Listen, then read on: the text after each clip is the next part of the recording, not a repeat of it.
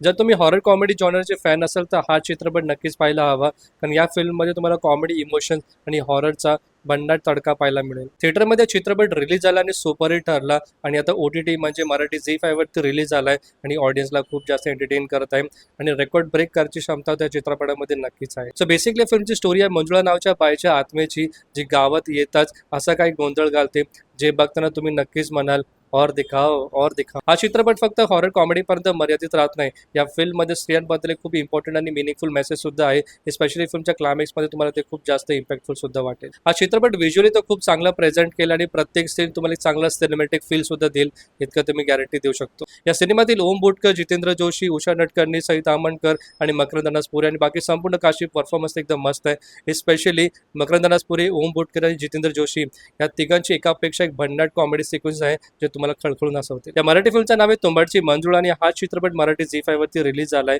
या फिल्ममध्ये तुम्हाला हॉरर, कॉमेडी, इमोशन्स आणि सोशल मेसेजचा एक प्रॉपर मिक्सचर पाहायला मिळेल, जे तुम्हाला नक्कीच खूप जास्त आवडेल.